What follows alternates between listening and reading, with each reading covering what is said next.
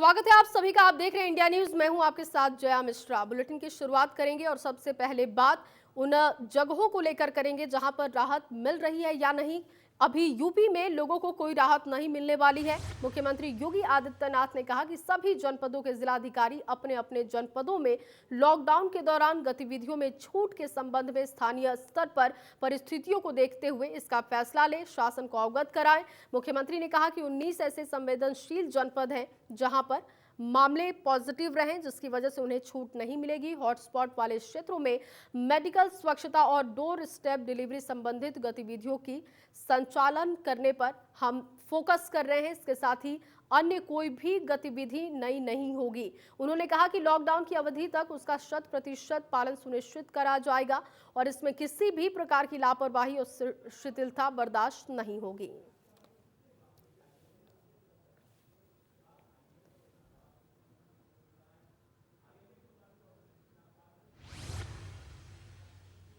वहीं लखनऊ में लॉकडाउन और हॉटस्पॉट जोन बनाने के बाद भी कोरोना मरीजों की संख्या बढ़ रही है और इसका जायजा हमारे संवाददाता ने लिया है। देखते हैं। एक तो ये जो ईपी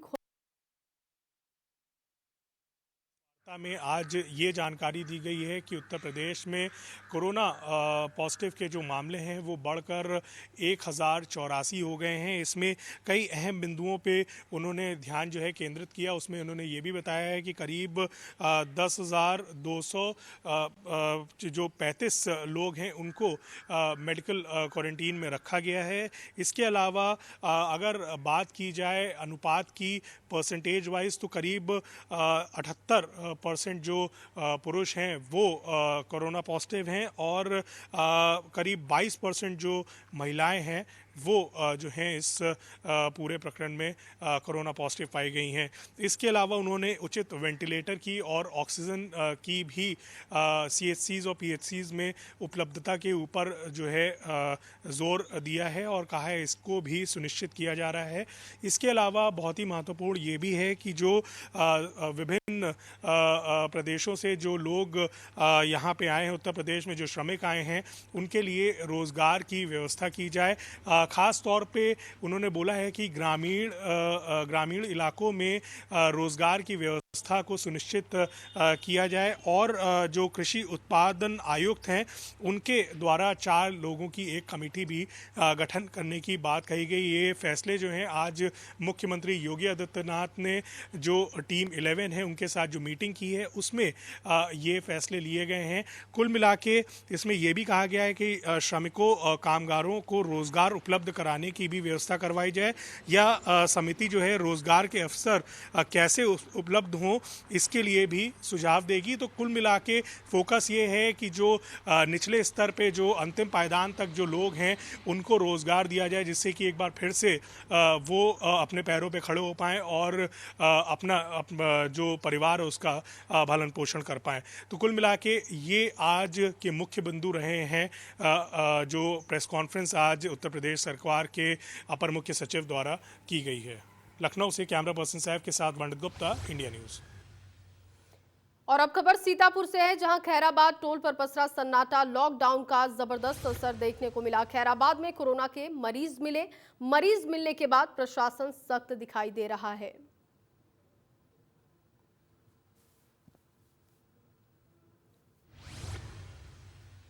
वहीं सीतापुर में लॉकडाउन का असर देखने को मिल रहा है। हमारे सहयोगी ने जायजा लिया है टोल प्लाजा पर क्या तस्वीर देखने को मिली, आपको भी दिखाते हैं। हम इस समय मौजूद है सीतापुर के खैराबाद टोल टैक्स पे। आपको बता दें कि जब से कोरोना का खतरा मंडराया है और पूरे देश में लॉकडाउन किया गया था, इस समय लॉकडाउन 2 चल रहा है। आपको बता दें कि आप देख सकते हैं किस तरीके से हम उस टोल टैक्स पे मौजूद हैं कि जहाँ पे लगातार सैकड़ों गाड़ियों की लाइन लगती थी, यहाँ पर जाम लगता था। किस तरीके से लोग निकलने में घंटों उनको लाइन में लगे रहना पड़ता था। आप देख सकते हैं किस तरीके से पूरे रोड पे सन्नाटा पसरा हुआ है। टोल टैक्स खाली पड़ा हुआ है, कोई भी गाड़ियाँ नहीं निकल रही। इक्का दुक्का यहाँ पर इमरजेंसी वाहन सिर्फ आपको दिखाई देंगे निकलते हुए। इसके अलावा आप देख सकते हैं दूर दूर तक पूरा सन्नाटा है। इस रोड पे सैकड़ों की संख्या में परमानेंट गाड़ियां निकलती थी। ये लखनऊ दिल्ली हाईवे है और इस पर लगातार लोग निकला करते थे। किसी भी समय ये हाईवे खाली नहीं दिखाई देता था। आप देख सकते हैं दूर दूर तक इस हाईवे पर कहीं एक भी वाहन नहीं दिखाई दे रहा। जो भी इक्का दुक्का वाहन दिखाई दे रहे हैं वो इमरजेंसी वाहन इस पर निकल रहे हैं, जो इमरजेंसी लोग ड्यूटी पे गए हुए हैं या जो खास सामग्री वगैरह ला रहे हैं उस तरह के आपको दिखाई देंगे। डीसीएम और ट्रक रोड पर सिर्फ निकल रहे हैं। इसके अलावा आप देख सकते हैं दूर दूर तक पूरे रोड पर सन्नाटा है। आपको बता दें कि ये खैराबाद का वो क्षेत्र है जहाँ पर कोरोना के सबसे ज़्यादा सीतापुर में पॉजिटिव मरीज पाए गए हैं। आपको बता दें कि सीतापुर में अभी तक टोटल 17 मरीज पाए गए और 2 मरीज हरदोई के सीतापुर में ट्रांसफ़र किए गए जो खैराबाद के L1 हॉस्पिटल में एडमिट है। साथ ही साथ आपको बता दें कि सबसे ज़्यादा खैराबाद में मरीज पाए जाने के बाद खैराबाद के पूरे एरिया के 3 किलोमीटर एरिया को पूरी तरीके से सील कर दिया गया है। वहाँ पर किसी के भी जाने की कोई परमिशन नहीं है, यहाँ तक कि मीडिया को पूरी तरीके से रोक दिया गया है। उसके साथ ही आपको बता दें जो 17 लोग सीतापुर में है उसमें 14 लोग तो खैराबाद के, 3 लोग बिस्वा क्षेत्र के यहाँ पर जो जमाती थे वो पाए गए हैं। साथ ही साथ जमातियों के साथ संपर्क में आया हुआ एक पूरा परिवार 4 लोगों का जो है वो भी खैराबाद के L1 हॉस्पिटल में एडमिट है। इसमें 2 लोगों की हालत गंभीर होने पर उनको लखनऊ भी रिफ़र किया जा चुका है। मौजूदा समय पर यहाँ पर 17 लोग एडमिट हैं जिनका इलाज चल रहा था। उसमें आपको बता दें कि ताज़ा आंकड़े जो हैं, कल एक रिपोर्ट आई थी जिसमें जमाती जो 10 लोग सबसे पहले एडमिट किए गए थे, जिसमें 8 लोगों की रिपोर्ट निगेटिव भी आ गई है। जिसके बारे में जब बात की गई, स्वास्थ्य विभाग के कर्मचारियों से बात की गई तो उनका ये कहना है कि जो रिपोर्ट निगेटिव आई है उनका 24 घंटे के बाद दोबारा सैंपल भेजा जाएगा और अगर उसमें रिपोर्ट फिर निगेटिव आती है तो वो मरीज पूर्तियाँ ठीक माने जाएंगे और उनके बाद उनको होम क्वारंटाइन के लिए रख दिया जाएगा और हॉस्पिटल से छुट्टी दे दी जाएगी। साथ ही साथ मैं आपको दिखाऊंगा, एक बार फिर कहूँगा अपने कैमरामैन से आपको चारों तरफ दिखाएंगे किस तरीके का सन्नाटा आप देख रहे होंगे यहाँ पर है और लोग जो निकल भी रहे हैं इक्का दुक्का जो ज़रूरत के लिए निकले हुए हैं, जिनके पास भी मौजूद हैं और समस्या जिनकी कोई है वही लोग निकल रहे हैं। इसके अलावा दूर दूर तक आप देख सकते हैं कहीं कोई आदमी आपको नहीं दिखाई देगा। सन्नाटा पूरी तरीके से, ये टोल टैक्स है जो सरकार के द्वारा फ्री भी कर दिया गया पूरी तरीके से। इस समय यहाँ पर कोई टैक्स नहीं पड़ रहा है। आप देख सकते हैं फ्री होने के बावजूद टोल टैक्स पूरी तरीके से खाली है। यहाँ पर लंबी लंबी लाइनें लगती थी लोगों की और लोग यहाँ पर निकलते थे जब तो लंबी लंबी लाइनें यहाँ पर लगती थी। सैकड़ों गाड़ियाँ यहाँ पर परमानेंट खड़ी होती थी। लाखों आदमी यहाँ से पर डे वाहन यहाँ से निकलते थे। लोग यहाँ से अपने गंतव्य की ओर जाते थे। कैमरामैन विशाल के साथ Rohit Vajpayee, India news, Sitapur. Corona virus के बचाव को लेकर देश में लॉकडाउन की स्थिति है। प्रशासन और सरकार लोगों से घर में रहने के लिए अपील कर रहा है। जहां पर मरीज ज्यादा हैं उन इलाकों को हॉटस्पॉट बनाया गया है। वहीं एक 5 साल की बच्ची जो लोगों से घर में रहने की अपील कर रही है, कोरोना को दूर भगाने की बात कह रही है। आप भी सुनिए।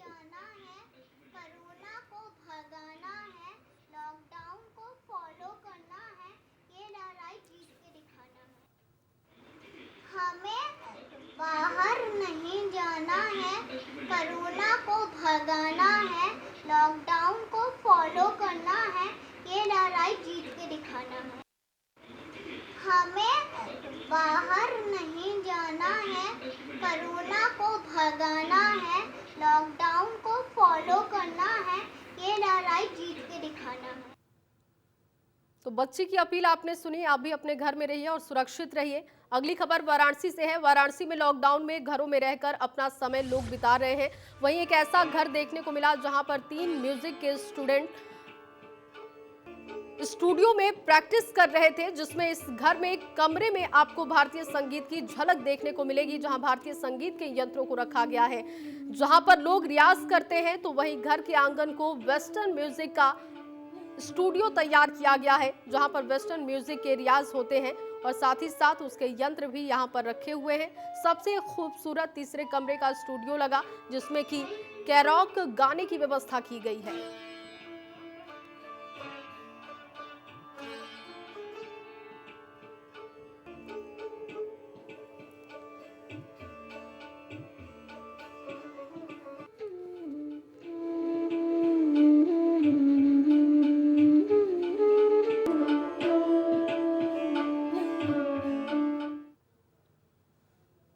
वैश्विक महामारी कोरोना के चलते देश में लगातार संक्रमण का खतरा बढ़ते जा रहा है और बढ़ते संक्रमण को देखते हुए भारतीय रेलवे ने 15 साल से पुराने रेलवे के कोचों को आइसोलेशन वार्ड में बदलने का काम किया है।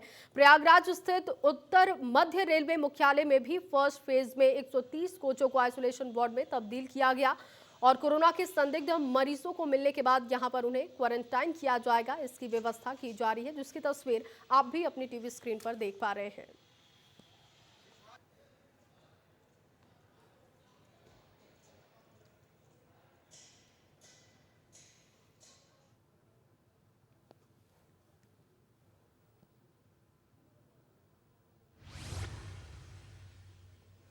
वहीं रेलवे के द्वारा ट्रेनों को आइसोलेशन वार्ड में तब्दील किया जा रहा है, जिसका जायजा हमारे संवाददाता ने लिया है। आपको भी दिखाते हैं।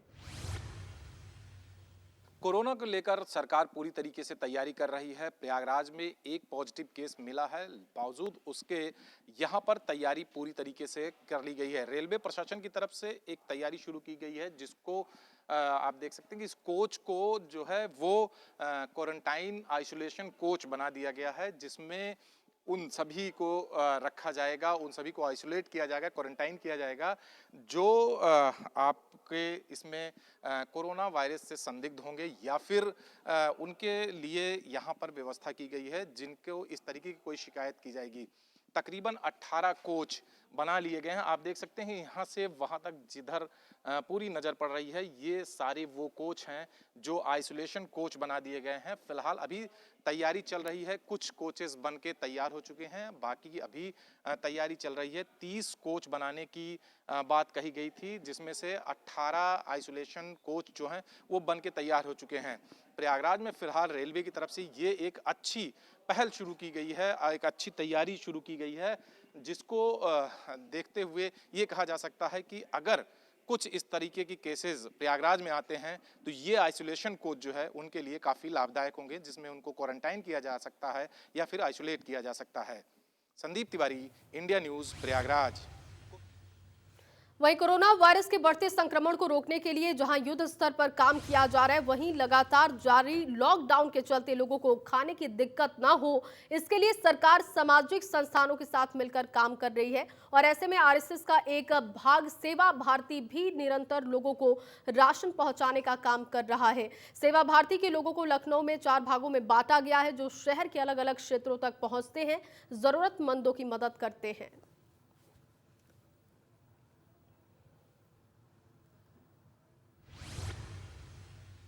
आरएसएस का एक भाग सेवा भारती लोगों को घर बैठे राशन मुहैया करा रहा है। इसका जायजा हमारे संवाददाता ने भी लिया है। किस तरीके से सेवा भारती काम करती है, देखते हैं।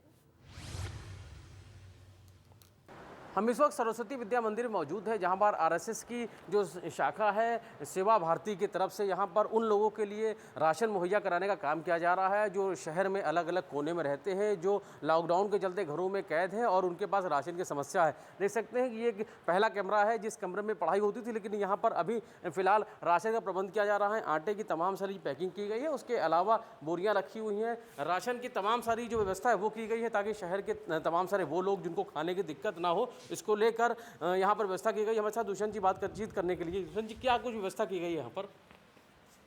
यहाँ पर हम लोगों ने समाज के द्वारा जो है आटा, दाल, चावल, आलू, सोयाबीन की बड़ी, गुड़, तेल, साबुन, मसाले, इन सारी चीज़ों की व्यवस्था की है। एक बोरे में हम लोग 5 किलो आटा, 7 किलो चावल, 2 किलो दाल, आलू, सोयाबीन की बड़ी, साबुन, मसाला, तेल, नमक, इन सब चीज़ों की व्यवस्था करके एक हम लोग बैग तैयार करते हैं। एक परिवार को हम वो झोला पूरा देते हैं। किस तरीके से व्यवस्था होती है? क्योंकि लोग संपर्क करते होंगे, क्योंकि लोगों को तो मना किया, घरों पर रहने के लिए कहा गया है, तो वो लोग कैसे संपर्क करते हैं और कुल कितने लोग हैं जो काम कर रहे हैं आपके साथ? हमारे इस लखनऊ महानगर को 4 भागों में बांटा गया है। 4 भागों में हमारे पास 40 नगर हैं। उन नगरों में हमारी एक छोटी बस्ती और 10,000 की आबादी पर हम लोगों ने बस्ती बनाई है। उनमें एक आपदा प्रमुख है बस्ती का, उसके पास 4-5 की एक टोली है। उन टोली के माध्यम से हम अगल बगल जो ज़रूरतमंद होते हैं, इनके नाम की सूची आती है। उन सूची के अनुसार नगर कारवा के माध्यम से हमारे पास यहाँ तक आती है कि इस नगर में इतने की आवश्यकता है। उस आवश्यकताओं को हम यहाँ से पैक करके गाड़ी के माध्यम से उनके केंद्र तक पहुँचा देते हैं। वो केंद्र के माध्यम से नीचे तक उनके परिवारों तक चला जाता है। तो ज़ाहिर है सेवा भारती काम कर रही है और तमाम सारे जो लोग हैं जो वो सदस्य वो साथ में काम कर रहे हैं कि अगर शहर में कहीं भी किसी भी जगह पर कोई व्यक्ति अगर भूखा है और वो अगर संपर्क करता है कि उसको खाने की आवश्यकता है तो राशन यहाँ से उनके लिए मुहैया कराया जा सकता है। इस दूसरा कमरा है जिस कमरे में हम आपको लेकर चलते हैं और देखते हैं कि इस कमरे में आलू है, आलू के अलावा तमाम सारी और भी चीज़ें हैं, पैकेट बना के रखे गए हैं जिसमें खाने की राशन की ज़रूरत जो चीज़ें हैं वो सारी चीज़ें यहाँ पर मौजूद हैं। हम आपको दिखाते हैं कि ये देख सकते हैं कि ये पैकेट है। इस पैकेट में क्या है भाई साहब? ये लइया चना, लइया चना दिया हुआ है। लइया चना का क्या मकसद है? ये शाम को जलपान करने के लिए है। लाई चना है और आपका गुड़ है, ये सतुआ है, मसाले भी हैं, ये तेल है और ये हल्दी मसाला है, मिर्चा मसाला है, एक लाइफबॉय का साबुन है जो आपके इसमें सैनिटाइज करने के लिए हाथ धोने के काम आता है, और चावल है, आटा है, ये सब चीज़ें इसमें पूरी पैक की गई। जो रोज़मर्रा की ज़रूरी चीज़ें वो सारी चीज़ें यहाँ पर मौजूद है। वो आपको लेकर चलते हैं कि पड़ोस का जो तीसरा कमरा है उस कमरे में किस तरीके से तैयारी हो रही है, जो शहर के लोग हैं जिनको राशन की ज़रूरत है उस राशन को किस तरीके से पैक किया जा रहा है, कितने लोग यहाँ पर काम कर रहे हैं आपको दिखा दें। देखिए ये वो कमरा है जिस कमरे में लगातार राशन की पैकिंग हो रही है, दाल पैक की जा रही है, उसके अलावा ये बोरियाँ रखी हुई है जिसमें चावल है, उसके अलावा और बोरियाँ जिसमें दालें हैं और उसके अलावा देख सकते हैं कि ये लगातार पैकिंग की जा रही है। और साफ तौर पर कितनी दाल की पैकिंग हो रही है भाई साहब एक जगह पर? 2 से 3 किलो तक। ये एक परिवार के लिए, एक व्यक्ति के लिए? एक व्यक्ति के लिए। एक व्यक्ति के लिए। अच्छा, ये एक राशन की जो पैकिंग होती है उसमें कितनी दाल रहती है? तो इसमें 2 किलो 3 किलो तक रहती है। 2 से 3 किलो की दाल। रोजाना कुल कितनी पैकिंग करते हैं आप लोग? रोजाना ये है हमारे 10 से 15 कुंटल तक पैकिंग कर देते हैं दाल की। संजय जी मौजूद, उनसे बात करेंगे। संजय जी, क्या कुछ व्यवस्था की जा रही है? तमाम सारे लोग काम कर रहे हैं, अभी क्या क्या चीज़ पैक हो चुकी है? ऐसा है, अभी 3-4 चरणों में और जिन परिवारों की ज़रूरत थी वहाँ सारा सामान पहुँच चुका है। अभी चौथा और 5वां चरण यानी लगभग 20 तारीख को और 26 तारीख को जो देने वाले हैं, तो अभी 1000 लोगों का पूरा जो राशन है, चावल है, आटा है, ये दाल पैक हो रहा है, आलू, सोयाबीन की बड़ी और तेल, बाकी नमक की बोरियाँ रखी हैं तो वो तो पैक करना नहीं। तो सारी इतनी व्यवस्थाएँ जो है ये अगले चरण के लिए अभी की जा रही है यहाँ पर। तो रोजाना कुल कितने लोगों को आप लोग पैकिंग करके देते हैं? ऐसा है, लगभग रोज़ नहीं जाता है, रोज़ 60 से 70 पैकेट जो रिक्वायरमेंट आती है हमने अपने परिवार तय किए हैं और उन परिवारों में पहले से तय है, लिखा हुआ है कहाँ कहाँ से ढूंढ करके चयनित करके कार्यकर्ता लाए हैं कि इनको ज़रूरत है। इसके अलावा भी जैसे किसी ने कॉल करके मंगा लिया, क्योंकि हम लोगों ने हेल्पलाइन नंबर भी दिया है, तो जो लोग मांगते हैं उनको, और ऐसा लगभग 70, 80, 100, 150 ऐसा एक एवरेज लगभग माना जाए तो 80 से 100 के लगभग परिवार ऐसे जो कॉल्स आती हैं तो उनको पहुंचाया जाता है। कितने लोगों तक राशन मुहैया करा चुके हैं आप लोग? इस केंद्र से अभी लगभग 2500 से 3000 ऐसे पैकेट जा चुके हैं अभी, और लगातार काम चल रहा है? हाँ, लगातार जा रहा है।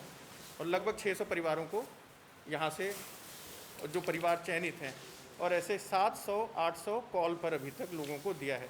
बाकी भोजन पैकेट वगैरह अभी तक दे रहे थे लोगों को, तो वो भी मुझे लग रहा है 26 से 28 हज़ार के बीच में ऐसे भोजन पैकेट वो पूरे गए अभी, इतना ही। लोगों से क्या अपील की जाती है? लोग सोशल डिस्टेंस बना के रखें, लॉकडाउन का पालन करें?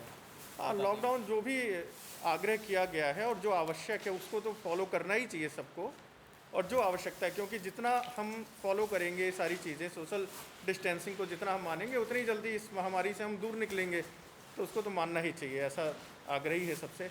और दूसरा, ऐसी विपदा के समय पर और एक दूसरे को, अड़ोस पड़ोस को भी देखना चाहिए, अगर कोई भूखा है कोई इस प्रकार से, तो उसको आपस में मदद करनी चाहिए। नहीं है तो फिर हमारे पास भी लाए तो हम उसकी सेवा पूरी वहाँ तक पहुँचाएंगे ही। सेवा भारती के कार्यकर्ता हर गली में लगे ही हुए हैं, ऐसा नहीं है।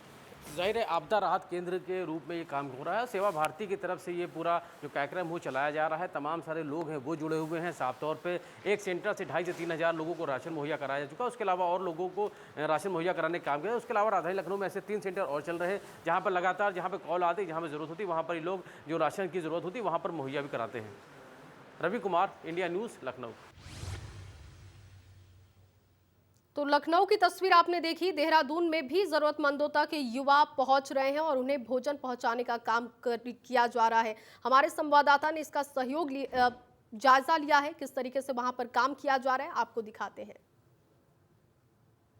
के बाद देहरादून में भी लगातार जरूरतमंद लोगों को भोजन देने का काम यहाँ पर किया जा रहा है। कहीं समाज सेवी कर रहे तो कहीं यहाँ पर अगर तस्वीरों में आप देख सकते हैं शोभित हैं अपने सहयोगी के साथ लगातार जरूरतमंद को यहाँ पर भोजन उपलब्ध यहाँ पर कराते हुए नजर आ रहे हैं। और जैसे कि प्रधानमंत्री नरेंद्र मोदी जी ने भी इस बात को कहा कि जरूरतमंद व्यक्ति की मदद यहाँ पर करनी चाहिए, जरूरतमंद लोगों तक खाना यहाँ पर पहुँचाना चाहिए। उसी कड़ी में आप तमाम देख सकते हैं, तमाम ये युवा है जो लगातार जरूरतमंद को यहाँ पर भोजन के पैकेट उपलब्ध करा रहे हैं। और आज ही नहीं लगातार 17 दिन से लगातार ये जरूरतमंद को यहाँ पर भोजन उपलब्ध यहाँ पर कराते हुए नजर आ रहे हैं। तमाम ये संख्या है, तमाम ये लोग हैं जिनको भोजन की यहाँ पर जरूरत है, जरूरतमंद ये लोग हैं। और निश्चित तौर से एक पहल यहाँ पर है कि जरूरतमंद को लगातार यहाँ पर भोजन उपलब्ध कराया जाए। और ये भोजन उपलब्ध यहाँ पर लगातार कराया भी जा रहा है। तो अभी तक कितना लगा 15-16 दिन से लगातार आप भोजन उपलब्ध करा रहे हैं, क्या कुछ कहना चाहेंगे, क्या संदेश देना चाहेंगे? जैसा कि प्रधानमंत्री जी ने हमें 7 सूत्र बताए थे कोरोना के खिलाफ, तो उसमें हमें यह है कि हर जरूरतमंद के पास खाना पहुंचना चाहिए, है ना, कोई भी भूखा ना सोए। और हमारी यही कोशिश रहेगी निरंतर कि हम हर भूखे को खाना दें प्रतिदिन। जनता से क्या अपील होगी कोरोना को लेकर के? जनता से यही होगी कि अपना ख्याल रखें, मास्क पहने, ग्लव्स का यूज़ करें, सैनिटाइज करें खुद को और घर पे रहें, सुरक्षित रहें। चलिए घर पे रहे, सुरक्षित रहे। तो देख सकते हैं जरूरतमंद लोगों को लगातार भोजन यहाँ पर उपलब्ध कराया जा रहा है। क्या कहना चाहेंगे, जरूरतमंद लोगों को भोजन उपलब्ध करा रहे हैं आप सब लोग? हम 17 दिन से लगे हुए हैं और जो भी जरूरतमंद लोग हैं हमारे पास, जहाँ हम भोजन बना रहे हैं वहाँ पे भी लोग लगातार आ रहे हैं और हम सबकी मदद कर रहे हैं जितना हमसे हो पा रहा है। जितना आपसे हो पाया सबकी मदद कर रहे हैं। क्या कहना चाहेंगे भाई? बस लगे हैं, हमारी पूरी टीम सेवा में लगी है। सरकार भी अपनी तरफ से प्रयास कर रही है, कोई कमी पेशी ना रह जाए, हमारी टीम का खास उस पर ध्यान है। चलिए 3 मई तक लगातार जनता का साथ दिया जाएगा, लॉकडाउन है जी बिल्कुल, हम पूरी कोशिश करेंगे, पूरी टीम अपना पूरा योगदान देगी कि हम 3 मई तक इस कार्य को निरंतर करते रहें। तो इस कार्य को निरंतर किया जाए, यानी कि ये बस्ती आप देख सकते हैं, बस्ती में लगातार लोगों को, जरूरतमंद लोगों को भोजन उपलब्ध कराने का काम शोभित और शोभित की टीम कर रही है। देहरादून की इस बस्ती को आप देख सकते हैं, यहाँ तमाम वो लोग रहते हैं जो लगातार झाड़ी मजदूरी करते थे, लेकिन निश्चित तौर से लॉकडाउन की वजह से उनका काम बंद हो गया है। भोजन की भी उन्हें आवश्यकता है, तो इस आवश्यकता को पूरा करने के लिए देहरादून के युवा है शोभित और उनके साथ तमाम उनकी टीम लगातार काम कर रही है, जरूरतमंद तक भोजन यहाँ पर पहुंचा रही है। ये एक निश्चित तौर से बड़ी बात है। रतन नेगी, इंडिया न्यूज, देहरादून। निजी स्कूलों के द्वारा फीस माफी को लेकर बीजेपी नेता लगातार आवाज उठा रहे हैं और इसका जायजा हमारे संवाददाता ने लिया है। मामले पर बीजेपी नेता कुंवर जपेंद्र से बात की गई है, क्या उनका कहना है सुनाते हैं आपको। मेरे साथ भारतीय जनता पार्टी के वरिष्ठ नेता और उत्तराखंड के समाजसेवी कुंवर जपेंद्र सिंह इस वक्त इंडिया न्यूज में मौजूद हैं। लगातार लाखों लोगों की मदद इस वक्त उत्तराखंड में करते हुए नजर आ रहे हैं, लेकिन फोटो खिंचाने से बच रहे हैं। लेकिन एक मुद्दा है जिसको लेकर के अब लगातार सड़क पर उतर रहे हैं और ये मुद्दा है शिक्षा का। जी हाँ, प्राइवेट संस्थान जो लगातार यहाँ पर फीस वसूल रहे हैं इस समय। और कुंवर जपेंद्र का कहना है साफ तौर पर कि भैया इस समय तो कम से कम 3 महीने की फीस आपको माफ कर देनी चाहिए।